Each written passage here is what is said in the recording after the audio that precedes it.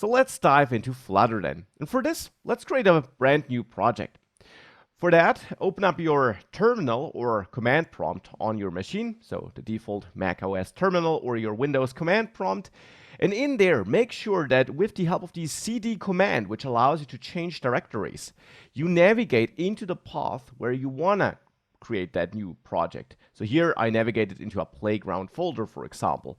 It doesn't matter how you name that folder, but it should be the path where all your project files are stored thereafter, or where this new project folder is created in, to be precise. Once you're in that path, we can use the Flutter command, which is available since we installed the Flutter SDK in the first course module. And we can run the create command there to create a new Flutter project in that place where we navigated to. So now with that, you can give this project any name you want, like Flutter course, or I'll name it Flutter complete guide. The name is up to you, and this just wrapped over 2 lines, so it's one name here.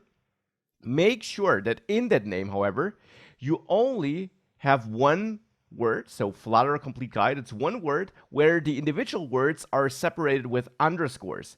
Don't use dashes or blanks there, that will not be allowed and you'll get an error. Instead, use underscores for that project name. And this will then go ahead, once you hit enter, and scaffold out this new Flutter project for you.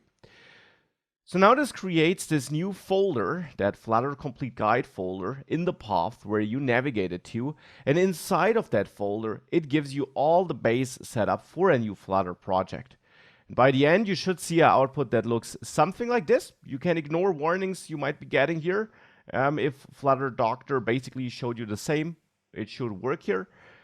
And now you can run these 2 commands to navigate into that newly created Flutter project folder and to then also run your Flutter project. However, I'll not do that here. Instead, I opened up the project here in Visual Studio Code, which is the IDE I'll be using throughout the course.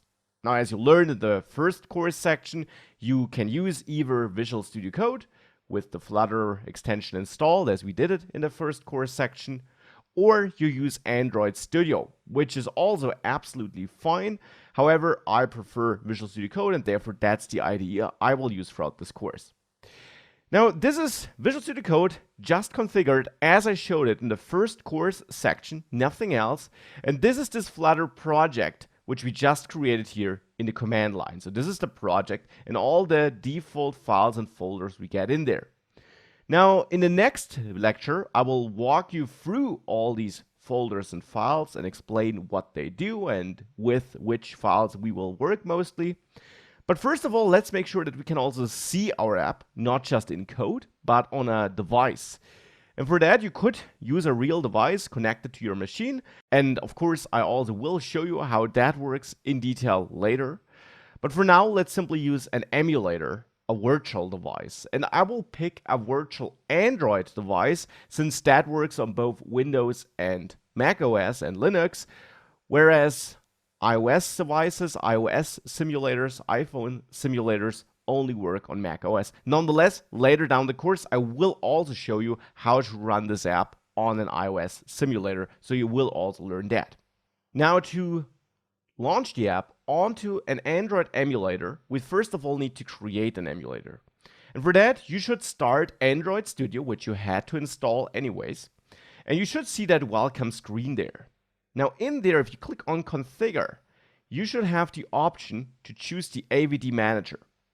If you don't have that option here, you can open an existing Android Studio project and there simply navigate to the Flutter project you just created. So that's the Flutter project I created with Flutter Create. And in there, choose your Android folder as an Android project, because that is a real Android project that's part of your Flutter project, your Flutter app. Now, once this opens, you could write code here, Android code, which we certainly don't want to do. We want to write Flutter and Dart code and get an Android app automatically.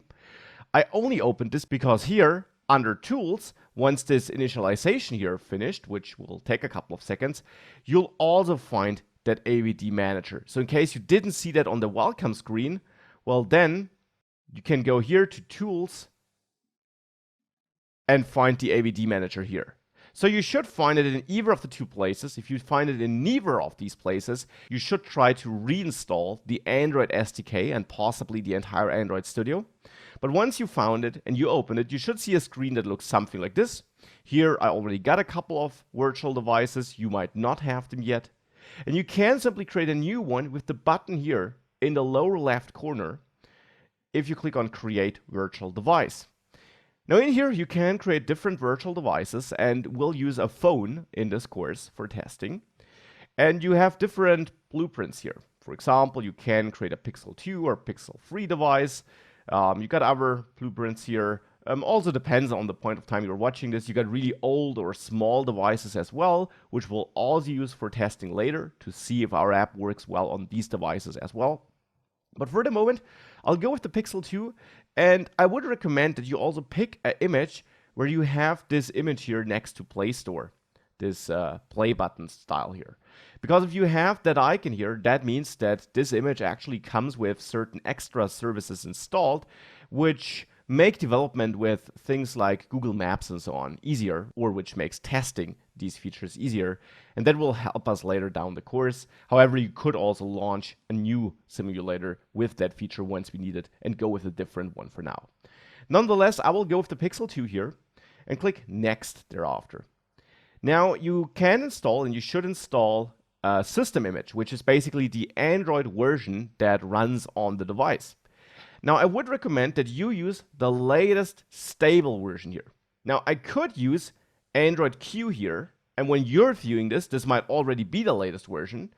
But right now, when I'm recording this video here, this is the latest Android version that is available, the latest stable Android version. And I don't want to develop for an unstable or under development version where certain features might not work, and therefore I'll use this. Now, if you don't have that already, you might need to simply download this image first by clicking that download button. So choose that latest stable version here and click Next again. And now you can give this emulator a name if you want to. I'll stick to the default. And all the default settings here should be fine. You could configure some advanced things, but only do that if you really know what you're doing. I will instead go with all the defaults and then click Finish. And now this creates this new virtual device, adds it to the list here, and now you can always launch it here by clicking that play button. So that's exactly what I'll do here. I'll click that play button here, and this will bring up the new virtual device, which is now booting up here.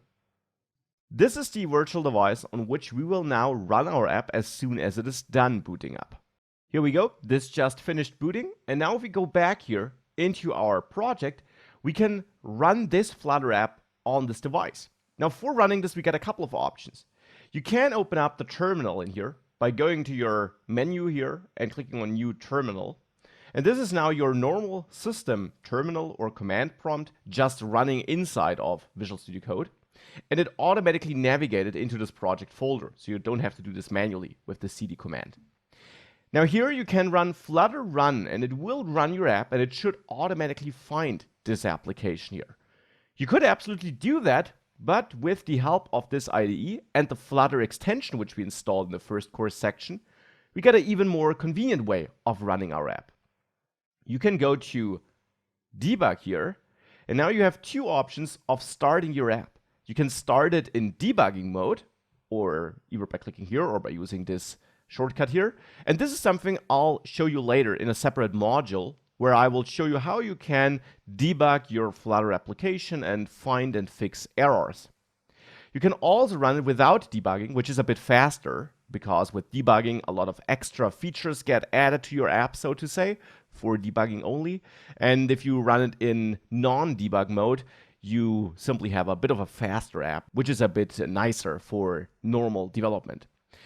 That can be run by clicking here or using this shortcut. And if you click this, it should also automatically spot your device. However, first of all, you have to choose, at least if you have multiple different extensions installed, with which environment you want to run your code, and that would be Dart and Flutter here, so choose that if you are prompted.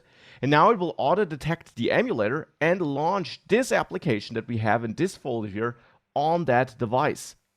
So as you can see here in the bottom right, it's now building the project with the help of Android Studio and the Android SDK. And here, the top right, you have that control bar, which allows you to control the execution of this app. You can always stop it by clicking that red stop button. You can reload the app, restart the app on the device with that green refresh icon. You can hot reload with that flash, and hot reload means that changes that you made are added to the already running application, which is a really cool feature Flutter supports for development, makes development much faster because you don't have to restart your app all the time. You can also pause if you want, and you can then, these buttons are helpful for debugging later. So that's the control panel we got here. And the build process here takes a couple of seconds up to minutes. The first time you run this, subsequent reloads, when you change something in code and you want to see that in the device or on the device, that will be much faster. So it's just that first load, which takes a while. So let's wait for this first launch to finish here. In the meantime, let me also mention that it probably automatically switched here to the debug console. So not the terminal anymore, but the debug console. And that is the console where you will see all the output whilst the app is running. So any errors will be shown here, but also some system messages which you might want to print will also be shown here. And we'll work with this quite a bit to fix errors we might be getting or to see a certain output to validate that everything is working correctly in our application. So here it's now starting up. These are all default log messages which we're seeing here. And you should then see your app run on that emulator as I do it here.